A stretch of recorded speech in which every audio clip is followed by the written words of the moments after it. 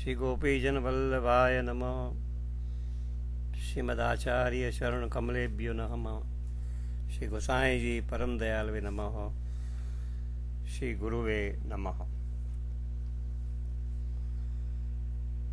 આજના સત્સંગમાં આપણે શ્રી મહાપ્રભુજીએ પોતાના સેવકોને માટે જે 16 નાના મોટા ગ્રંથો, જેને આપણે ષોડશ ગ્રંથ તરીકે ઓળખીએ છીએ, જે આપણા માર્ગની ગીતા પણ કહી શકાય, જેને વલ્લભ ગીતા તરીકે આપણે ઓળખીએ છીએ, એ પૈકી એક ગ્રંથ, જેને આપણે ચતુશ્લોકી ગ્રંથ કહીએ છીએ, એને સમજવાનો પ્રયત્ન કરીશું. ચંદ્રની 16 કળાઓની જેમ શ્રી મહાપ્રભુજી આપણને 16 ગ્રંથો અર્પણ કર્યા છે, અને એમાં પુષ્ટિ માર્ગના સર્વ સિદ્ધાંતોનો નિચોડ સૂત્રાત્મક શૈલીથી આપણી આગળ પ્રસ્તુત થયો છે, જેમાં યમનાષ્ટક પહેલો ગ્રંથ અને સેવાફલમ છેલ્લો ગ્રંથ ભક્તિમય જીવનના એક પછી એક વિકાસના એ પગથિયાં બતાવે છે. નિસરણીના પગથિયાં જેમ આપણે ચડીએ તો પહેલું પગથિયું એટલે યમનાષ્ટક, જેમાં નમામીથી શરૂઆત થાય. તો એમાં ષોડશ ગ્રંથ પૈકીના ઘણા બધા ગ્રંથો આપણે અગાઉ સમજવાનો પ્રયત્ન કર્યો છે, જેમ કે સિદ્ધાંત મુક્તાવલી, નવરત્ન, વિવેક ધૈર્યાશ્રય, કૃષ્ણાશ્રય, ભક્તિવર્ધિની, સંન્યાસ નિર્ણય, નિરોધ લક્ષણ, સેવાફલમ, આ બધા ગ્રંથોને સમજવાનો આપણે અગાઉ સત્સંગમાં પ્રયત્ન કર્યો છે. બાકી જે 3 ગ્રંથો ને સમજવાનો આપણે વિચાર કરી શકીએ, એમાં આજે આપણે ચતુશ્લોકી ગ્રંથ લઈશું. આવતા સોમવાર મંગળવારના દિવસોમાં પવિત્ર એકાદશીનો દિવસ છે, એટલા માટે જે ગ્રંથનું સ્વાભાવિક આપણને સ્મરણ થાય એ સિદ્ધાંત રહસ્ય, એની વિશે આપણે જોઈશું. ત્યાર પછીના ક્રમમાં આપણે યમનાષ્ટકને પણ લઈશું. તો ભક્તિમય જીવનના એક પછી એક વિકાસના આ પગથિયાં છે. અલબત્ત જે ક્રમ અહીંયા મેં આપ્યો, અથવા તો જે સામાન્યતઃ દર્શાવવામાં આવે છે, એ ક્રમમાં એ ગ્રંથો નથી લખાયા, પણ જે ક્રમમાં એ ગોઠવાયા છે એ તો ચોક્કસ નિસરણીના એક પછી એક પગથિયાં એ દર્શાવે છે.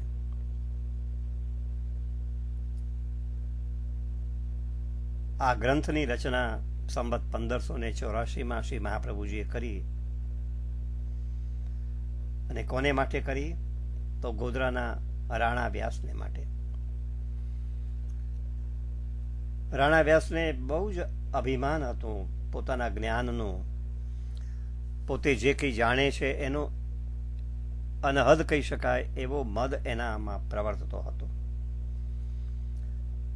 એટલે જ્યાં પણ તક મળે ત્યાં આગળ એ વાદ કરવાને માટે બેસી જાય. પણ એમની કમનસીબી એવી કે જ્યારે વાદ કરવા બેસે ત્યારે એ વાદ કરવામાં હારે. અને આમ એક પછી એક વારંવાર જ્યારે વાદ કરવામાં એમની હાર થવા લાગી,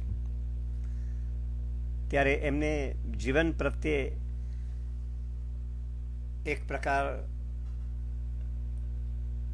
આપઘાત કરવાનો નિર્ણય એમના મનમાં આવ્યો કે આ જીવનનો શો અર્થ? એ હારને પરિણામે એ આપઘાત કરવાના નિર્ણય સુધી પહોંચે છે.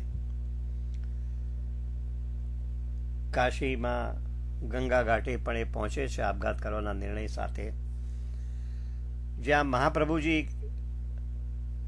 એક બાજુમાં બેસીને વૈષ્ણવોની સાથે સત્સંગ કરતા હતા અને ત્યાં આગળ જે પ્રશ્નનો એ ઉત્તર શોધી રહ્યા હતા એને વિશે જ ક્યાંક પૃચ્છા થતી હતી કે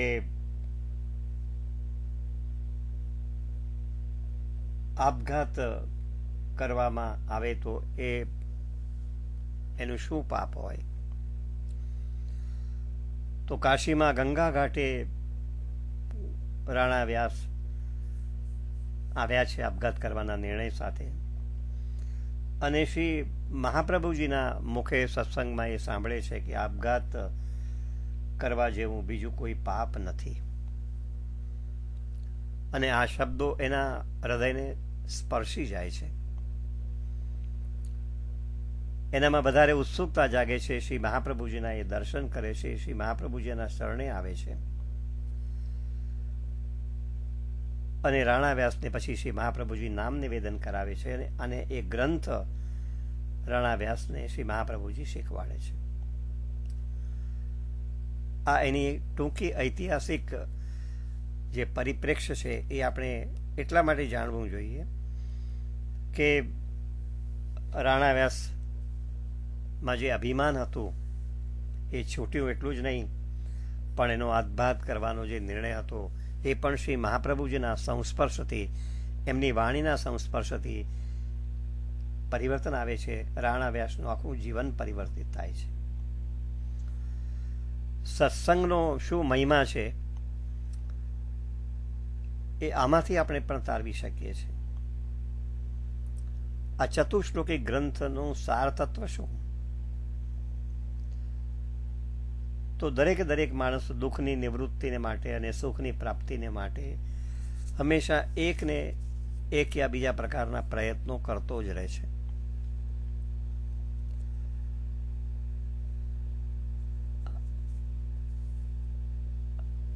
પુરુષાર્થ કરે છે. તો સામાન્યતઃ પુરુષાર્થ એટલે શું અને પુષ્ટિમાર્ગીય પુરુષાર્થ એ સામાન્ય પુરુષાર્થથી જુદો પડે છે કે કેમ, એ બધી વાતો પણ આપણે સાથે સાથે વિચારી લેવી જોઈએ. પુરુષાર્થ એટલે પૂજ્યપાદ ગોસ્વામી 108 શ્રી ચંદ્રગોપાલ મહારાજશ્રીએ એનું જે રીતે નિરૂપણ કર્યું છે, એ પુરુષાર્થ એટલે મનુષ્યએ રાખેલી અભિલાષા થકીનો પ્રયત્ન, એને પુરુષાર્થ કહી શકાય. પણ શાસ્ત્રની દૃષ્ટિએ વિચારીએ તો એનો અર્થ અલગ છે. પોતાના આત્મકલ્યાણ અર્થે અભિલાષા કરાયેલ વિષયને જ પુરુષાર્થ કહી શકાય. શેને માટે?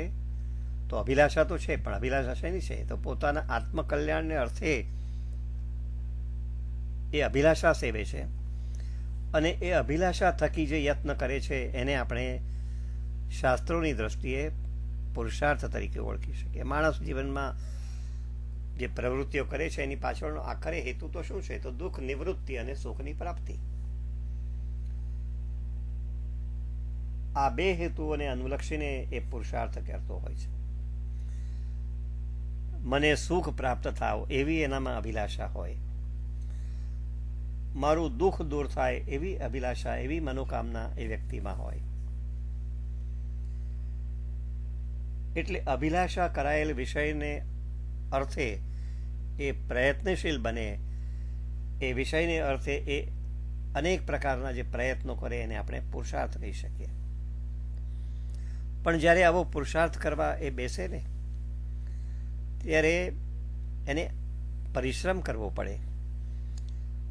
એ પરિશ્રમને પરિણામે એને કષ્ટ પણ થાય, પણ એટલા માટે એ પ્રકારનું કષ્ટ કરે છે કે જેથી કરીને એનું પરિણામ જે એમને મળવાનું છે એ પરિણામ એને અમૃત જેવું લાગે.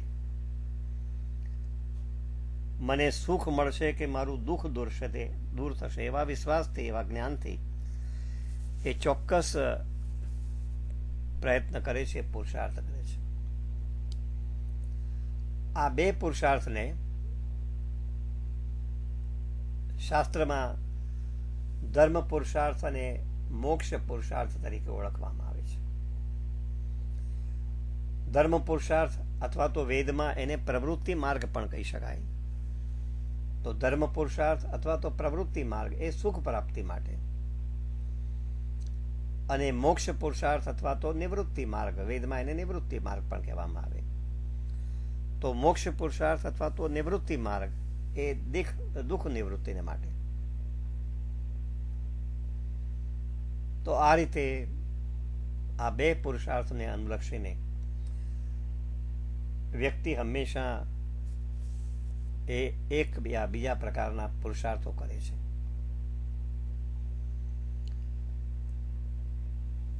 વ્યક્તિમાં એક પ્રકારની કામના હોય છે કે મારું દુઃખ દૂર થાય, મને સુખની પ્રાપ્તિ થાય.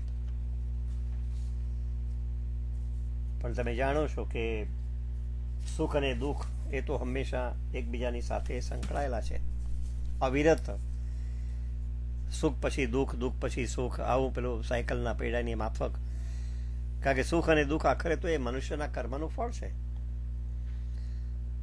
જેમાં પુણ્ય કર્મથી એને સુખ મળે, પાપ કર્મથી એને દુઃખ મળે. તો આ બંને એકબીજાની સાથે સંકલિત છે. અર્થાત જેને પણ પુણ્યથી સુખ મળે તેને દુઃખ પણ પછી આપોઆપ જ મળી જતું હોય છે. પણ શ્રી વલ્લભ શ્રી મહાપ્રભુજી આપણને અહીંયા સુંદર માર્ગદર્શન પૂરું પાડે છે કે જીવને સુખ મેળવવાની ઈચ્છા થાય એનું મૂળ કારણ શું, એને દુઃખ નહીં થાય એવી ઈચ્છાનું મૂળ કારણ શું. કારણ આખરે જીવ એ ભગવાનનો અંશ છે, અને ભગવાન કેવા છે તો સચ્ચિદાનંદ છે, સચ્ચિદ અને આનંદ. પણ જીવમાંથી જે આનંદનું તત્વ છે, જે આનંદ છે એ અળગો થઈ ગયો છે, એ આનંદ વિહોણો બન્યો છે. અને આનંદ વિહોણોની જે ચેતના હોય એ હંમેશા દુઃખરૂપ જ હોય. એનામાં આનંદ નહીં હોવાથી અથવા તો આનંદનો અભાવ હોવાથી એ હંમેશા દુઃખનો અનુભવ કરે છે. એટલે જે જીવ છે, જે ચૈતન્ય જીવ છે, એ પોતાનાથી અળગા પડેલા આનંદને પુનઃ એ પ્રાપ્ત કરવાની ઈચ્છાવાળો બને છે. પણ આ આનંદ ક્યાં છે એને અજ્ઞાન છે. આવું અજ્ઞાન છે ને માટે કારણ કે માયાથી, અવિદ્યાને કારણે એ જાણતો નથી કે મારે આનંદ ક્યાંથી મેળવવો. એટલે માયા વડે ઉત્પન્ન થયેલું અજ્ઞાન એનામાં પ્રવર્તે છે, અને એટલા માટે આ આનંદના તત્વને મેળવવાને માટે એ દંપચાળા કરે છે, અનેક પ્રકારના ફાંફા મારે છે. એટલે આનંદ મેળવવા અથવા તો આનંદના અભાવનો અનુભવ દૂર કરવા જે યત્ન કરે એને આપણે પુરુષાર્થ કહી શકીએ. આનંદ મેળવવાની જે અભિલાષા છે એ દરેક અભિલાષાના મૂળમાં હોય છે. એટલે શ્રી મહાપ્રભુજી આપણને સમજાવે છે કે પુરુષાર્થ, પુરુષનો અર્થ શું, તો જીવનની અભિલાષાનો વિષય શું, ભગવાન હોય એને જ, તો જ એને સાચો આનંદ મળી શકે. અભિલાષા હોય પણ જીવનની અભિલાષાનો વિષય ભગવાન હોય તો જ સાચો આનંદ મળી શકે. ભગવાનનો જેમાં સંબંધ ન હોય, ભગવાનની જેમાં પ્રાપ્તિ ન હોય એવો પુરુષાર્થ એ સાચો પુરુષાર્થ નથી. આ સમજ શ્રી મહાપ્રભુજી આપણને આપે છે. અને એટલે આનંદમય, રસમય, પરબ્રહ્મ પુરુષોત્તમ એ જ પુરુષાર્થ.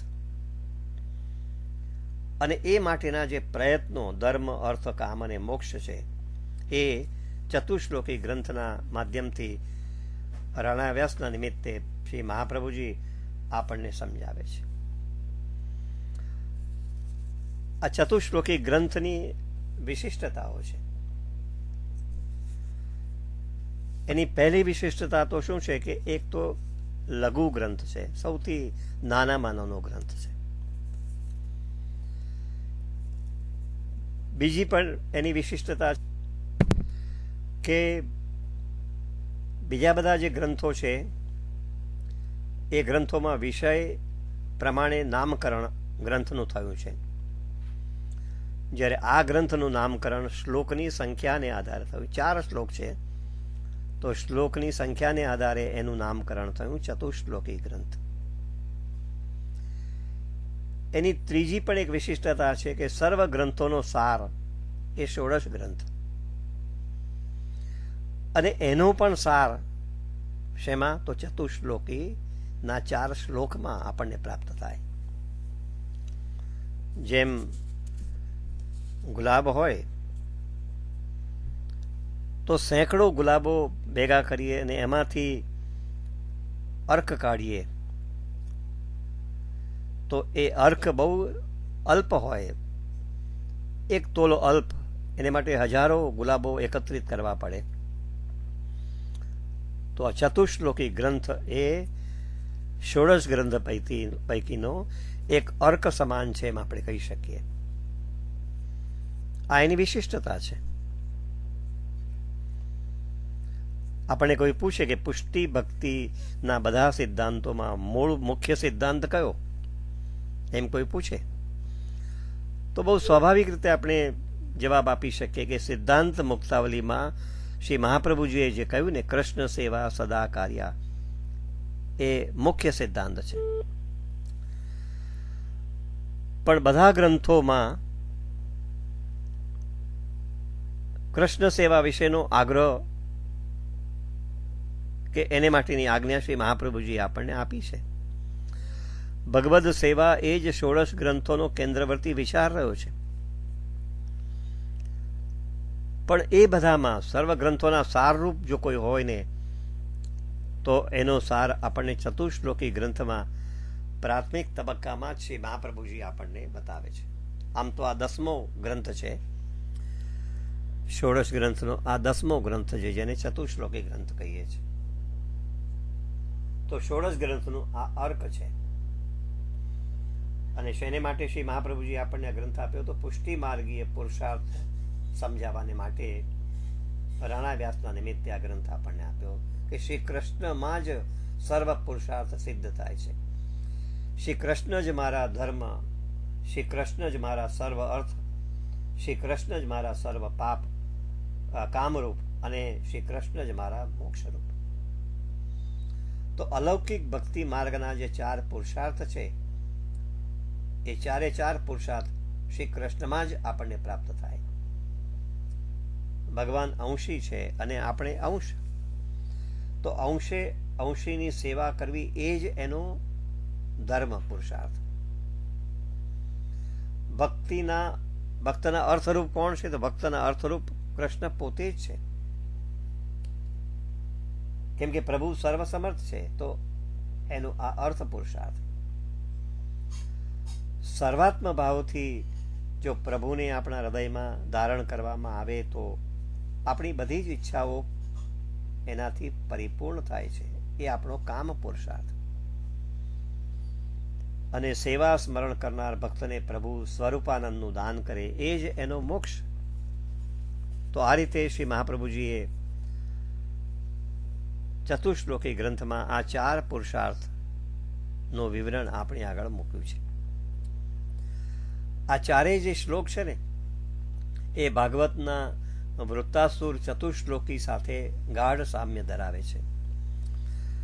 અને શ્રી મહાપ્રભુજીએ એના સંદર્ભમાં વિવરણ કરતા કહ્યું છે, પુષ્ટિ માર્ગે હરેર દાસ્યમ ધર્મોર્થો હરિરેવ હિ કામો હરિ દિદ્યકૈવ મોક્ષો કૃષ્ણસ્ય ચેદ ધ્રુવમ. પુષ્ટિ માર્ગે હરેર દાસ્યમ, હરિના દાસ હોવું એ જ પુષ્ટિ માર્ગીય ધર્મ.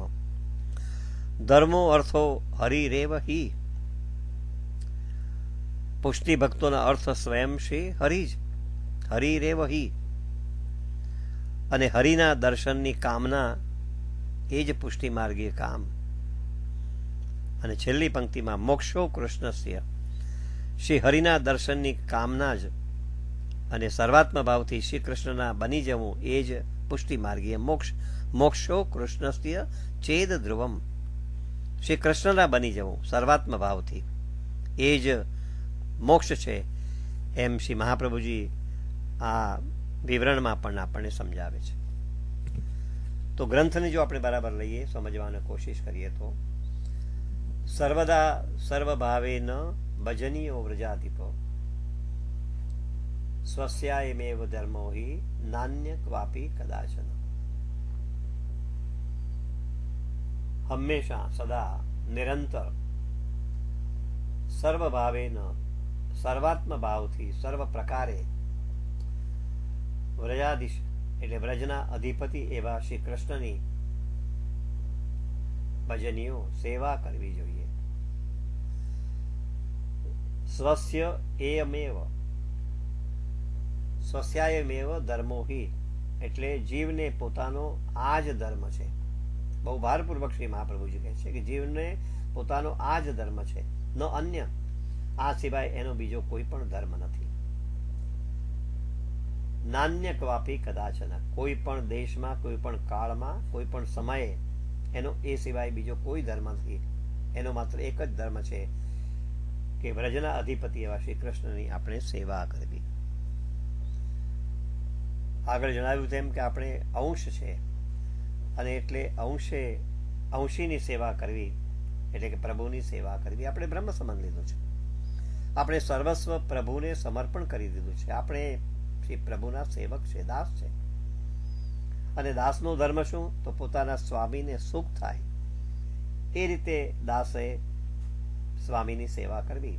ત્વમેવ સર્વ મમ દેવ દેવ, તું મારે માટે સર્વસ્વ છે એવા ભાવથી પોતાના સ્વામીને સુખ થાય એ રીતે દાસે એની સેવા કરવી. આપણી પાસે જે હોય એનો વિનિયોગ પ્રભુને માટે, પ્રભુના સુખને માટે આપણે કરવો. સેવા કરીએ તો એ પોતાના સુખને માટે નથી કે દુઃખ નિવૃત્તિ માટે પણ નહીં, પણ સેવા શેને માટે? તો પ્રભુના સુખને માટે. એકમાત્ર પ્રયોજન છે તત્સુખ, પ્રભુનું સુખ, પ્રભુની પ્રસન્નતા.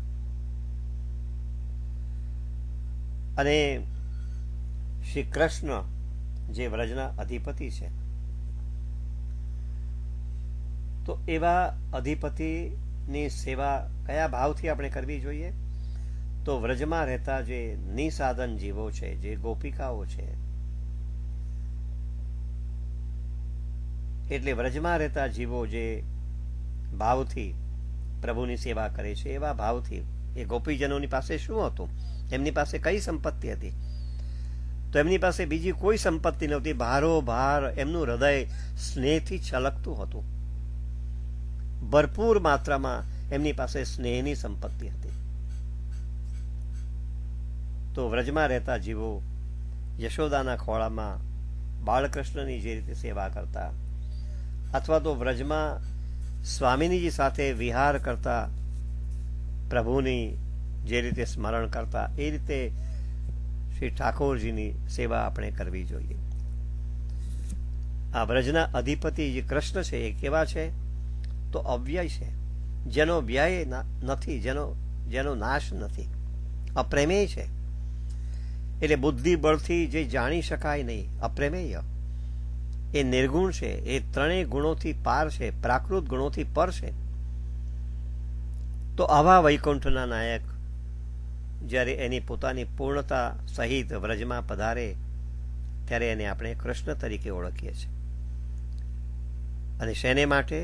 તો બધા જીવોના કલ્યાણને માટે જ એમનું પ્રાગટ્ય છે. સર્વોદ્ધાર પ્રયત્નાત્મા આપણે કહીએ છીએ.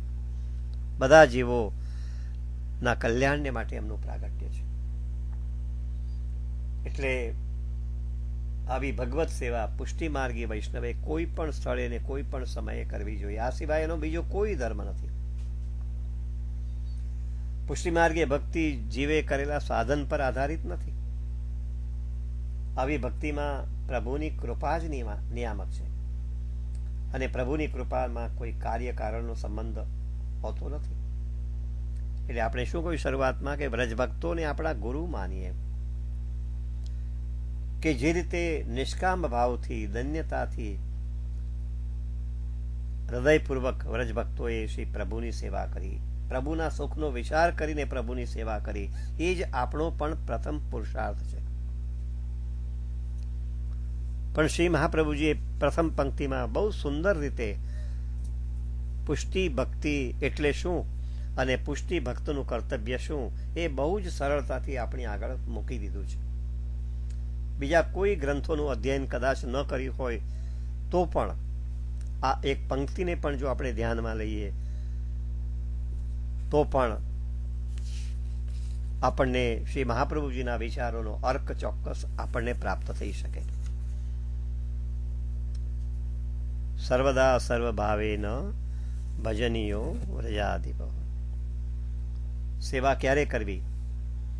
તો શબ્દ મૂક્યો છે સર્વદા. સર્વદા તો સેવા સર્વદા કરવી એટલે નિરંતર સેવા કરવી. શ્રી મહાપ્રભુજીએ આગળ પણ ગ્રંથમાં કહ્યું ને, કૃષ્ણ સેવા સદા કાર્યા. તો ત્યાં આગળ પણ સદા શબ્દ છે, અહીંયા સર્વદા શબ્દ છે. તો નિરંતર શ્રી ઠાકોરજીની આપણે સેવા કરીએ. રમેશભાઈ પરીખ જેમ કહે છે ને, સેવા એ કંઈ પાર્ટ ટાઈમ નથી, એ તો ફૂલ ટાઈમ સેવા છે. એનો અર્થ શું કે સેવા એ આપણી જીવન પ્રણાલી બનવી જોઈએ. સેવા આપણા જીવનથી અલગ નથી, પણ સેવા આપણા જીવનના કેન્દ્રમાં છે. અને એટલા માટે આ સર્વદા શબ્દ વાપર્યો. નિરંતર શ્રી ઠાકોરજીની આપણે સેવા કરી.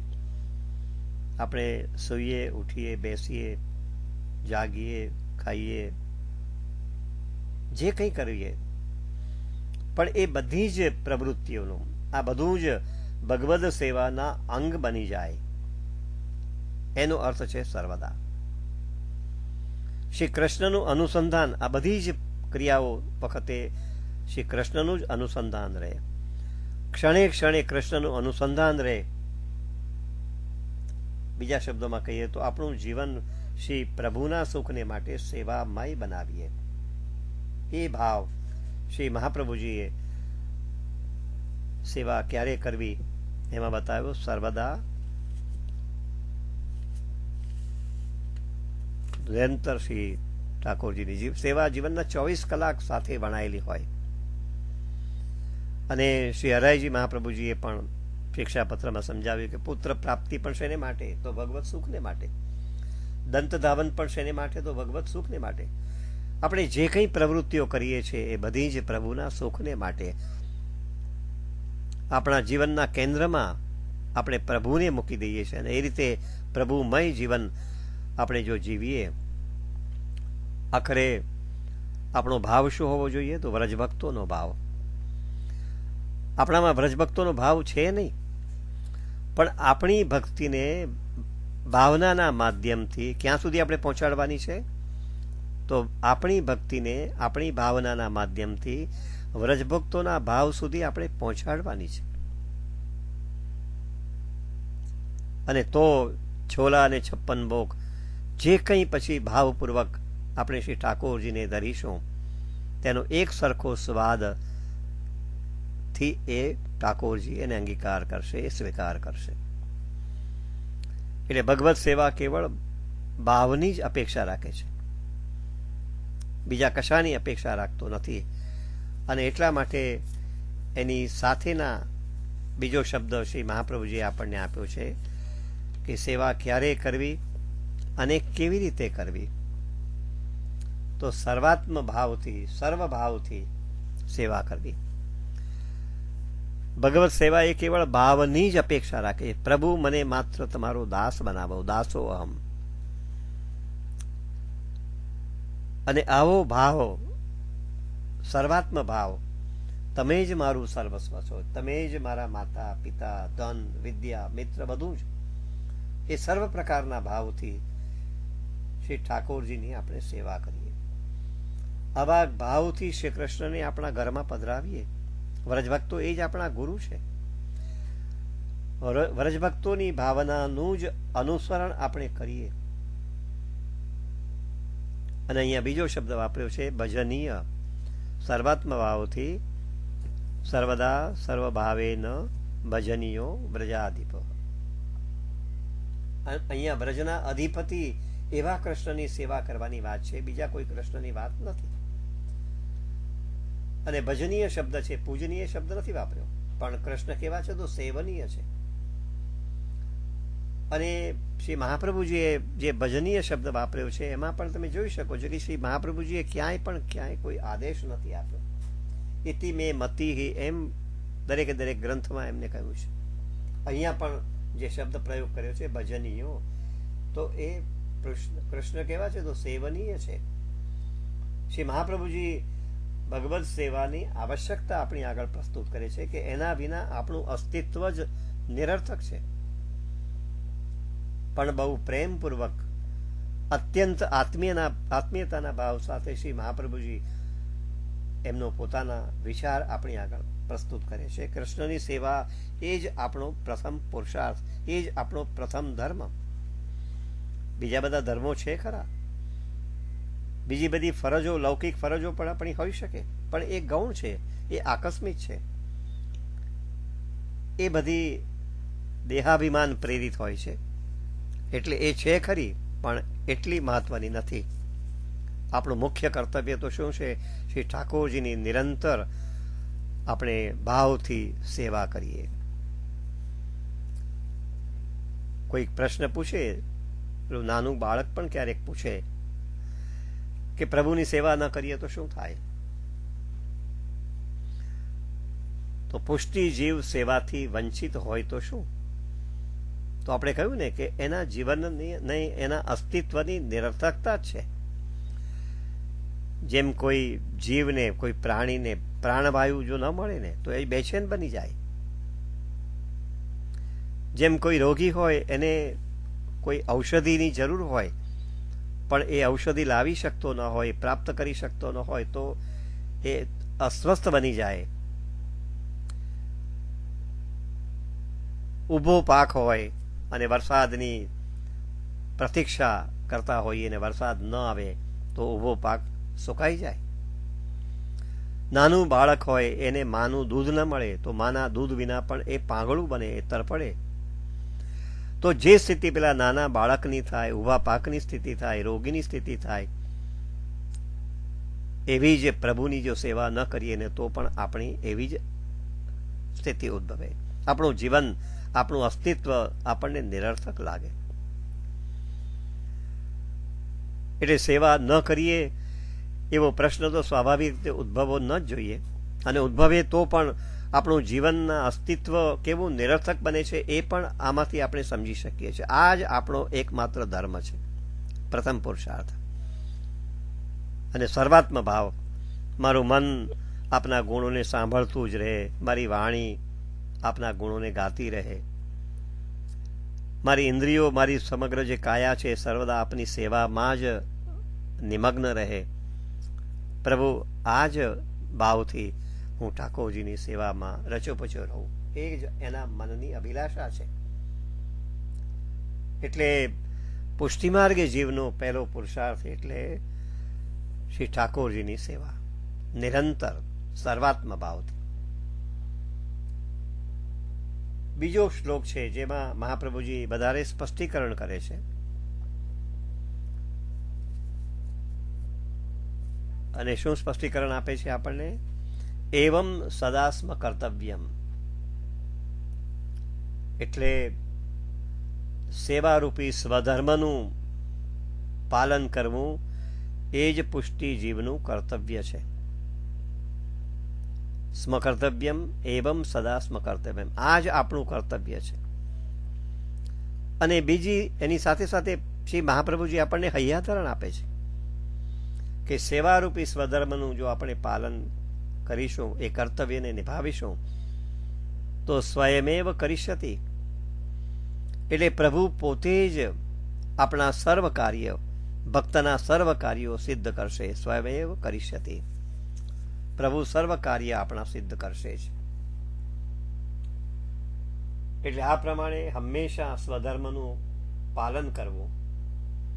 અને પ્રભુ સ્વયમેવ કરીષ્યતિ, એટલે કે પ્રભુ સર્વ કાર્યો ભક્તના સ્વયં સિદ્ધ કરશે જ. તતો, અને એનું કારણ પણ આપણને આપે છે. આ કયા વિશ્વાસથી મહાપ્રભુજી આપણને સમજાવે છે કે સ્વયમેવ કરિષ્યતિ, ભક્તના બધા જ કાર્યો પ્રભુ સ્વયં સિદ્ધ કરશે જ. એ કયા વિશ્વાસથી મહાપ્રભુજી કહે છે? કેમ કે પ્રભુ સર્વ સમર્થો હિ તતો નિશ્ચિંતતામ વ્રજેત.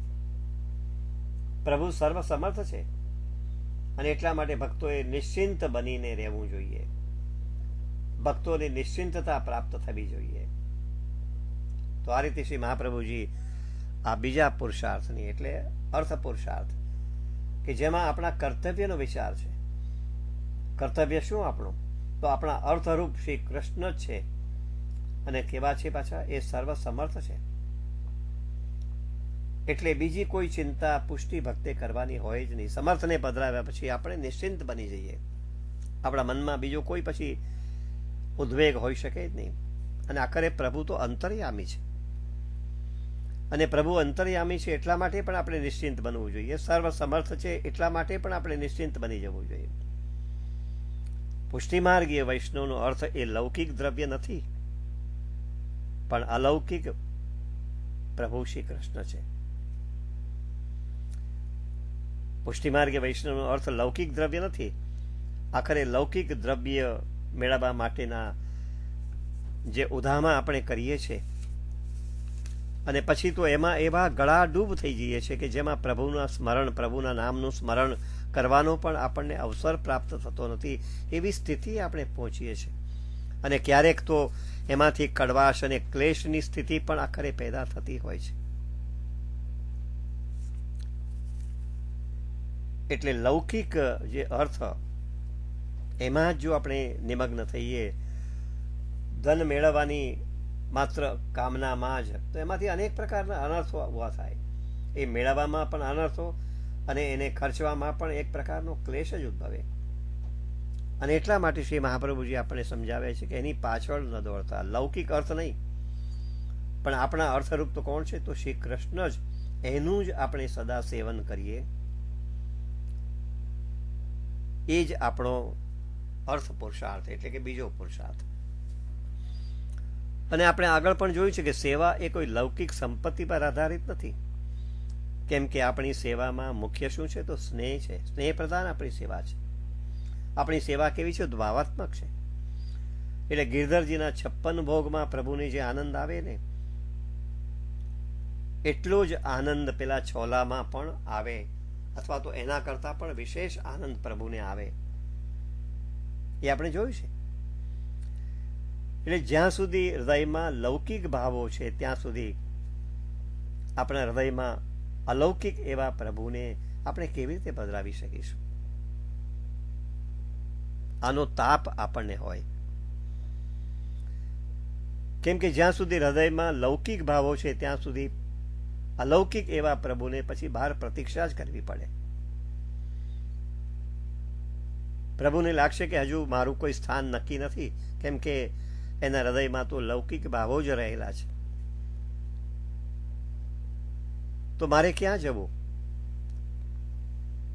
તો અલૌકિક પ્રભુ પછી બહાર પ્રતીક્ષા જ કરવા ઉભા રહે છે.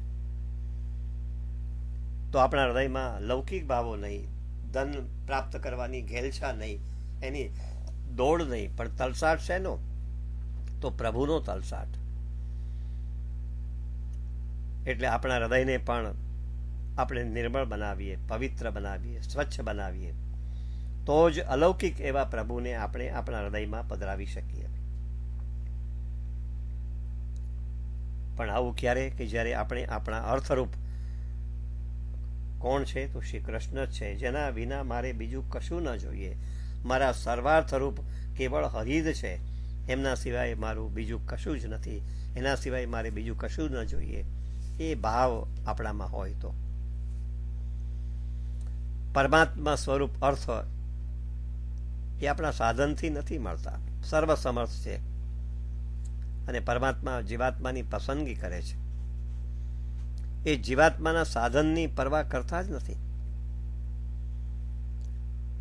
અને આપણો જેવો ભાવ હોય, આપણામાં દાસ્ય ભાવ હોય તો પ્રભુ સ્વામીનું રૂપ ધારણ કરીને આપણે એ પ્રકારનો અનુભવ કરાવે. આપણામાં વાત્સલ્ય ભાવ હોય તો પ્રભુ બાલરૂપ ધારણ કરીને આપણા ભાવનું પોષણ કરે. આપણામાં સખ્ય ભાવ જો રમતો હોય તો પ્રભુ પોતાની સાથે ક્રીડાની ઈચ્છાથી આપણને શોધતા આવે, કેમ કે આપણામાં સખ્ય ભાવ છે. આપણામાં માધુર્ય ભાવ હોય તો કૃષ્ણની પ્રિયતમા બનવાની ઈચ્છા આપણા હૃદયમાં હોય તો હૃદયમાં એ પ્રકારની ઈચ્છાને અનુરૂપ પ્રભુ એવા ભાવથી, એટલે કે માધુર્ય ભાવથી પ્રભુ આપણી આગળ પ્રગટ થાય. કેમ કે આખરે તો પ્રભુ કેવા છે? તો ભક્ત પરાધીનો. હું ભક્ત પરાધીન છું એમ ભગવાન સ્વયં કહે છે. કહેવાનું તાત્પર્ય કે આપણા હૃદયમાં લૌકિક ભાવો નહીં, પણ આપણા હૃદયમાં અલૌકિક ભાવોને સ્થાન આપીએ. આપણા અર્થરૂપ, સર્વ અર્થરૂપ શ્રી કૃષ્ણ જ છે, એના સિવાય બીજું મને કશું જ નથી જોઈતું. એ જ આપણા અર્થરૂપ છે, સર્વ સમર્થ છે, અંતર્યામી છે. એટલે આ બીજો પુરુષાર્થ શ્રી મહાપ્રભુજીએ અહીંયા સમજાવ્યો છે. અને શ્રી મહાપ્રભુજી આપણા વિશ્વાસને વધારે ને વધારે દ્રઢ કરતા જાય છે. એટલે ત્રીજી પંક્તિમાં એ દ્રઢ કરવાની દ્રષ્ટિએ શ્રી મહાપ્રભુજી આપણને સમજાવે છે કે ગોકુળના અધિપતિ એવા શ્રી કૃષ્ણને જો તે સર્વાત્મ ભાવપૂર્વક હૃદયમાં ધારણ કરી લીધા હોય, યદિ શ્રી ગોકુલાદિશો ધૃત સર્વાત્મના હૃદય, ગોકુળના અધિપતિ એવા શ્રી કૃષ્ણને સર્વાત્મ ભાવથી હૃદયમાં જો ધારણ કરી લીધા હોય તો પછી તારે લૌકિક અને વૈદિક કાર્યો કરવાનું બીજું શું પ્રયોજન હોય? એ તું મને કહે. કેટલો વિશ્વાસ તારા હૃદયમાં જો સર્વાત્મ ભાવથી હૃદયમાં જો ગોકુળના અધિપતિ એવા કૃષ્ણને જો ધારણ કરી લીધા હોય તો લૌકિક અને વૈદિક કાર્યો કરવાની પછી કોઈ ચિંતા કરવાની જરૂર જ નથી. તતઃ કિમ પરમ બ્રૂહી લૌકિકમ વૈદિકૈરપી. જગતનો નાથ તારા હૃદયમાં બિરાજો છે, અને જગતનો નાથ તારા હૃદયમાં બિરાજો છે, પછી લૌકિક વૈદિક કે સ્વર્ગાદિક સુખોની કામના કરવાની પછી તારે કોઈ આવશ્યકતા જ ના હોય. કેટલું લોજિકલી, તર્કબદ્ધ રીતે શ્રી મહાપ્રભુજી આપણા વિશ્વાસને, જે કદાચ થોડો ઘણા અંશે પણ ડગુમગુ હોય તો એ વિશ્વાસને વધારે દ્રઢીભૂત કરવાની દ્રષ્ટિએ આપણને આ પંક્તિમાં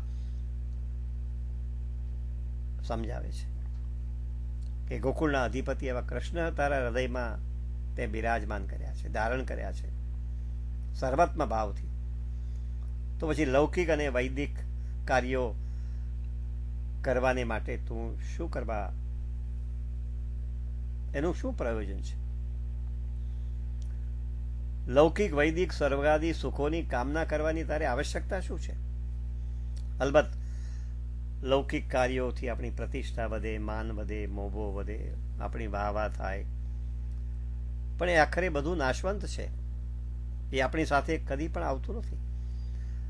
અથવા તો સ્વર્ગાદી સુખોની કામના તો યજ્ઞ, તપ, જપ વગેરે કરીએ તો સ્વર્ગલોકની પ્રાપ્તિ થઈ શકે, પણ એનાથી જન્મ મરણના દુઃખો ક્યારેય દૂર થતા નથી. એનાથી આપણને અલૌકિક આનંદની પ્રાપ્તિ થઈ શકતી જ નથી. તો આપણી માત્ર એક જ મનોકામના હોય કે શ્રી કૃષ્ણ જ આપણા બધા જ મનોરથો, આપણી બધી જ કામનાઓ પૂરી કરશે. એ આપણો કામ પુરુષાર્થ, કે શ્રી કૃષ્ણ જ આપણા બધા જ મનોરથો, આપણી બધી જ કામનાઓ પૂર્ણ કરશે. એટલે લૌકિક અને વૈદિક કાર્યોની કામના ન રાખતા પ્રેમપૂર્વક પ્રભુની સેવાની એકમાત્ર કામના રાખીએ. આ કામ પુરુષાર્થ, કૃષ્ણના દર્શનની એકમાત્ર કામના, એ પુષ્ટિ ભક્તનો કામ પુરુષાર્થ છે. આપણા નેત્રોથી પ્રભુના દર્શન કરવાનો તલસાટ આપણે અનુભવીએ. આપણી બધી ઇન્દ્રિયોથી ભગવાનની અનુભૂતિ આપણે ઈચ્છીએ.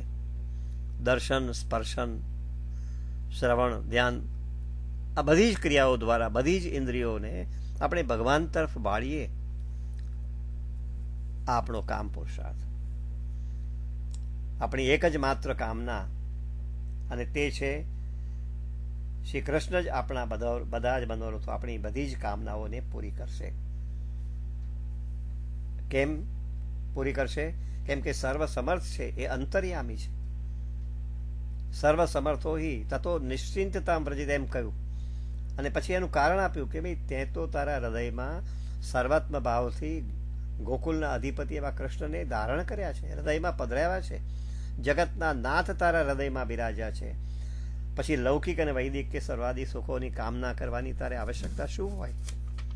બહુ મહાપ્રભુજી આપણને બહુ પ્રેમપૂર્વક, પ્રેમની ભાષામાં આપણી આગળ બહુ સરળતા ભાવ સાથે આપણી આગળ આ વાત મૂકે છે.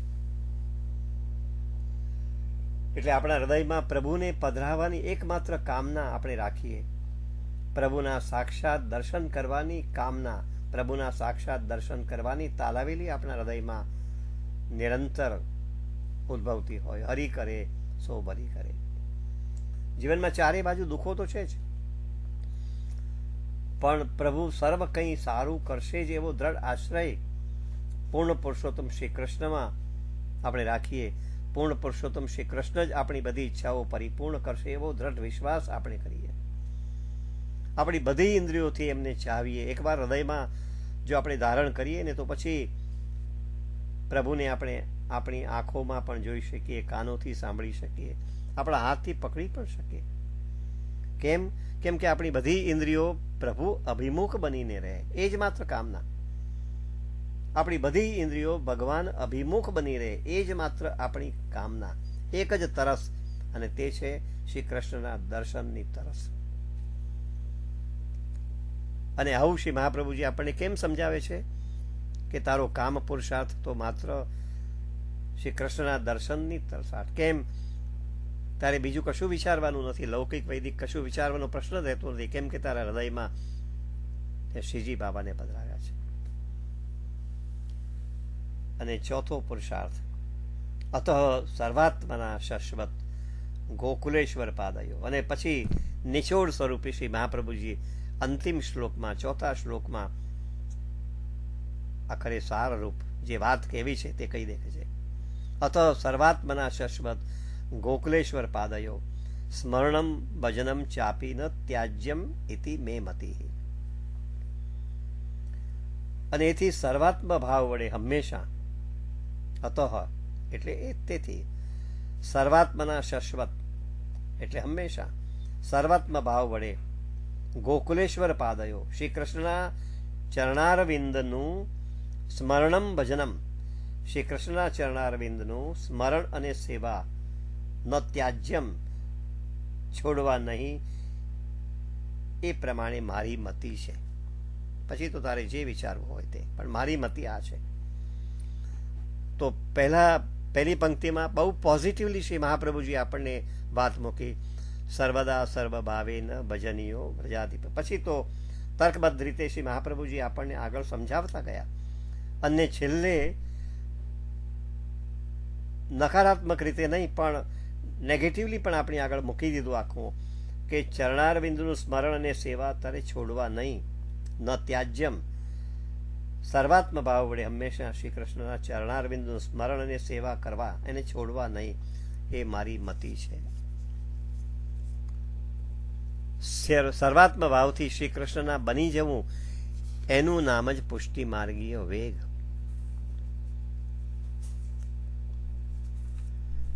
એટલે મર્યાદા માર્ગીય મોક્ષ અને પુષ્ટિ માર્ગીય મોક્ષ, એના સ્વરૂપને પણ અહીંયા શ્રી મહાપ્રભુજીએ સ્પષ્ટ કરી દીધું. મર્યાદા માર્ગીય મોક્ષ શેને માટે છે? તો દુઃખની નિવૃત્તિ છે, પણ ત્યાં સુખની પ્રાપ્તિ નથી. અને વળી મર્યાદા માર્ગીય મોક્ષ છે એ મેળવવો પણ અત્યંત કઠિન છે, દુષ્કર છે. એને માટે સાધનો કરવા પડે છે, અને એ સાધનો પણ પરિપૂર્ણ ન હોય તો એ પ્રકારની મોક્ષની પ્રાપ્તિ પણ અશક્ય બને છે. પણ પુષ્ટિ માર્ગીય મોક્ષ છે, એમાં તો દુઃખની નિવૃત્તિ તો છે જ, પણ સાથે સુખની પ્રાપ્તિ પણ છે. બંને છે, દુઃખ નિવૃત્તિ અને સુખની પ્રાપ્તિ. અને આવો પુષ્ટિ માર્ગીય મોક્ષ શેનાથી સિદ્ધ થાય? તો સેવા અને સ્મરણથી સિદ્ધ થાય. અને આ જે મોક્ષ છે ને એ તો જીવતે જીવ મેળવી શકાય. પેલો મોક્ષ જે સ્વર્ગીય મોક્ષ છે ને એ તો જીવનને અંતે આપણને મળે, પણ પુષ્ટિ માર્ગીય જે મોક્ષ છે ને એ તો જીવતે જીવ આપણને પ્રાપ્ત કરી શકીએ. આ અર્થમાં આપણે આગળ પણ જોયું ને કે ભગવત સેવા એ માત્ર સાધન નથી, એ ફળરૂપ પણ છે. એનાથી પ્રભુના સ્વરૂપાનંદનું સુખ આપણને પ્રાપ્ત થાય છે. પ્રભુના સ્વરૂપાનંદની અનુભૂતિ આપણને થાય છે. અને એટલા જ માટે શ્રી મહાપ્રભુજી અંતિમ શ્લોકમાં આપણને આ શીખ આપી બહુ દિનતાથી કે સેવા અને સ્મરણ કરવાની આપણને શીખ આપે છે. પ્રભુ જ આપણી મમતાનું કેન્દ્ર બને, આપણા સ્નેહનું કેન્દ્ર બને. શ્રી કૃષ્ણની અનુભૂતિનું આપણને એક પ્રકારનું વ્યસન બને. પછી ગમે તે પરિસ્થિતિમાં હોય, સંયોગમાં કે વિપ્રયોગમાં, અશક્ય વા સુશક્ય વા સર્વથા શરણમ હરિ. સર્વાત્મ ભાવથી શ્રી કૃષ્ણના બનીએ એ જ પુષ્ટિ માર્ગીય મોક્ષ. અને પુષ્ટિ માર્ગીય મોક્ષ એની બીજા શબ્દોમાં કહેવું હોય તો પ્રપંચની વિસ્મૃતિ અને શ્રી કૃષ્ણમાં દ્રઢ આસક્તિ. એ જ નિરોધ. શ્રી કૃષ્ણની અનુભૂતિનું વ્યસન થઈ જાય એવી સ્થિતિ એ આપણો પુષ્ટિ માર્ગીય મોક્ષ. હે નાથ, મને સર્વદા તમારા ભક્તોનો સંગ મળી રહે, મને સર્વદા તમારા ભક્તોનો સથવારો મળી રહે, જે મને ભક્તિ માર્ગ પર ચાલતા શીખવાડે, ભક્તિ માર્ગ પર ચાલતા ચાલતા મળી રહે. ક્યારે સંસારમાં હું આસક્ત ન બનું, હું સમગ્રતાથી તારો બની જાઉં અને તું પણ સમગ્રતાથી મારો બને, એવો ભાવ, સર્વાત્મ ભાવ. તો સર્વાત્મ ભાવથી અહમ તપાસ્મી, એ ભાવ, એ હૃદયનો ભાવ બની રહે કે હું તારો છું. એ સમર્પણ ભાવ, સમર્પિત, તારા હોવું, તારો થઈ જાવું, એ ભક્તિની પરાકાષ્ઠા. અને તું મારો, જેમાં પોઝેસિવનેસ આવે કે તું બીજા કોઈનો નહીં પણ તું પણ મારો છે. તો આ રીતે શ્રી મહાપ્રભુજી આ ગ્રંથમાં બહુ દિનતાપૂર્વક સેવા અને સ્મરણની આપણને શીખ આપે છે. શ્રી કૃષ્ણની અનુભૂતિનું વ્યસન આપણને લાગી જાય. અને એટલા જ માટે તો પુષ્ટિ ભક્ત સતત શું માગે છે? સત્સંગ માગે છે. હે નાથ, મને તમારા ભક્તોનો સાથ આપ. એટલે ભક્તિ જ પરમ પુરુષાર્થ છે, ભક્તિ જ મોક્ષ છે. અને આ મોક્ષ એ અત્યંત અધિક સુખકારક છે, એ અત્યંત અધિક આનંદદાયક છે, જેમાં માત્ર પ્રભુની જ પ્રસન્નતા સિવાય બીજી કોઈ કામના નથી. પ્રભુ જીવને પછી દિવ્ય આનંદનો આસ્વાદ કરાવે છે, પ્રભુ દિવ્ય આનંદનો અનુભવ કરાવે છે. તો આ જ પુષ્ટિ માર્ગીય મોક્ષનું સ્વરૂપ અહીંયા શ્રી મહાપ્રભુજીએ આ ગ્રંથમાં આપણી આગળ મૂક્યું છે. આપણે ઇન્દ્રિયોના વેગથી દોડીએ છીએ અને ઇન્દ્રિયો જે દિશામાં લઈ જાય તો ક્યારેક આપણે આખડીએ છીએ, પડીએ છીએ. અને એટલા માટે તો શ્રી મહાપ્રભુજી આપણે શરણાગતિનો મંત્ર આપ્યો, જેને નામ મંત્ર. એ શરણાગતિ શું છે? તો આપણી અહમતાનો શુદ્ધિ સંસ્કાર છે. આપણી અહમતા ઓગળી જાય એટલે શ્રી કૃષ્ણ શરણમ મમ. અને બ્રહ્મ સંબંધ એ આપણી મમતાનો શુદ્ધિ સંસ્કાર છે. આ અહમતા અને મમતા જો શુદ્ધ થશે ને તો આપણને સાચી દિશાની સૂઝ પડવા લાગશે. ગિરધર દેખે હિ સુખ હોય, એનો આપણને ખ્યાલ આવશે. તો આ રીતે શ્રી મહાપ્રભુજીના આ જે વિચારો છે, જે આ લઘુ ગ્રંથમાં શ્રી મહાપ્રભુજી આપણી આગળ પ્રસ્તુત કર્યા છે, એને ચરિતાર્થ કરવા માટે, જીવનમાં એને ઉતારવા માટે, અને શ્રી કૃષ્ણ જ મારા સર્વ પુરુષાર્થ રૂપ છે એમ આપણે માનીએ. અને એ જ હેતુથી આપણી એકમાત્ર અભિલાષા શું છે? શ્રી ચંદ્રગોપાલજી મહારાજશ્રીએ શરૂઆતમાં આપણને સમજાવ્યું તે રીતે કે આનંદમય રસમય પરબ્રહ્મ પુરુષોત્તમ એ જ મારો પુરુષાર્થ, અને તે માટેના જે સઘળા પ્રયત્નો અર્થ કામ અને મોક્ષ. તો ધર્મ અર્થ કામ અને મોક્ષ કોણ? તો આનંદમય રસમય પરબ્રહ્મ પુરુષોત્તમ શ્રી કૃષ્ણ એ જ મારા ધર્મ અર્થ કામ અને મોક્ષ છે. એટલે સાચો પુરુષાર્થ શું? તો ભગવાનનો જેમાં સંબંધ હોય એ જ સાચો પુરુષાર્થ. જીવનની અભિલાષા શું? તો જીવનની અભિલાષાનો વિષય એ ભગવાન જ હોય એ જ સાચો આનંદ આપણને આપી શકે. જે આનંદથી આપણે અળગા થયા છે એ આનંદને પુનઃ આપણે પ્રાપ્ત કરી શકીએ. તો સર્વદા સર્વભાવેન ભજનીયો વ્રજાધિપ એવા શબ્દો સાથે આજના સત્સંગને આપણે વિરામ આપીએ. અસ્તુ. સૌને જય શ્રી કૃષ્ણ.